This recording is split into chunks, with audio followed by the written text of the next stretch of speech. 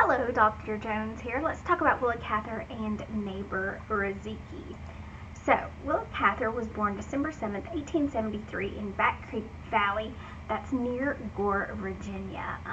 She dies in April 24th, 1947. She died of a cerebral hemorrhage in the hospital. And also a fun little fact that I randomly know, on her tombstone, she's buried in New Hampshire, and on her tombstone it actually has her wrong birth date on it. It says 1876. So just a little, if you ever see that question on Jeopardy, there you go.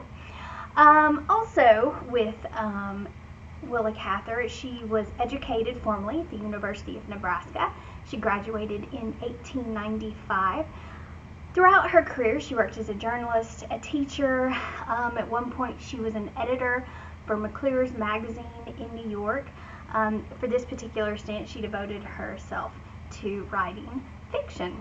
As far as awards, she won the 1923 Pulitzer Prize for one of ours. So that's a little bit about her. So let's talk about our selection this week. This week we are reading Neighbor Rosicky. Neighbor Rosicky is really cool because we're going from naturalism and we're going to slowly shift into social realism, and this is the perfect story to do this. Beginning in 1890, naturalism authors who adhered to this genre were really concerned with portraying realistic people in their stories and how their environment shaped and influenced the way that they lived. The social realist political movement primarily flourished during the 1920s and 1930s. During this time, we were in global economic depression, we were having heightened racial conflicts, we had some fascist regimes that were rising, and additionally we had the Mexican and Russian revolutions occurring.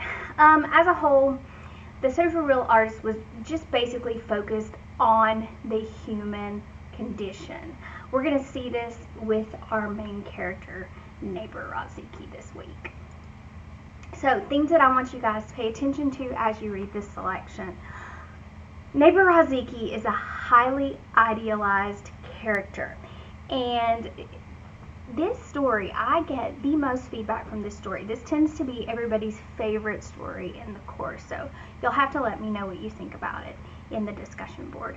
But Rosicky himself, he comes in as an immigrant. He lives a small amount of time in the city, and then he decides city life is not for him, and he seeks out an agrarian lifestyle for him and his the family that he begins to grow when he is in the country. As he lives this agrarian lifestyle, his sons begin to pulled away by the industrialization of America, and Rosicky has a unique perspective of agrarian life versus the life in a big city. So, as you watch this, Rosicky, he represents the American conflict of, you'll have one family, I hate to spoil it, you have one family in the story who is producing a lot of product. They are selling that product rather than nurturing and keeping their own family fed and healthy. So you'll see that contrast as well. So we have the dilemma of the as it says here, the physical work for private or familial consumption, and how that production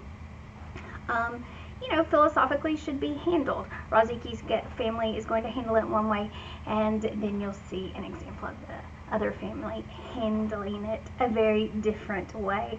But overall, style and technique, we have minimum plot and maximum characterization. You're going to feel like you know Rosicky and his family.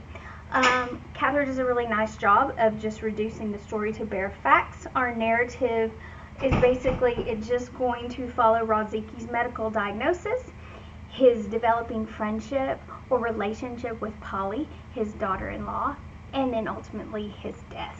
Spoiler alert, Rosicky does not make it out. However, through the use of flashbacks, and we have the very sweet Dr. Burley, who is, he begins the story and he ends the story, so it's very poignant. But here we see the contrast between Anton's beginnings and then the tranquil life that he ultimately passes away while having. So it's a bittersweet tale. I hope you guys enjoy it. But that's a nice little introduction.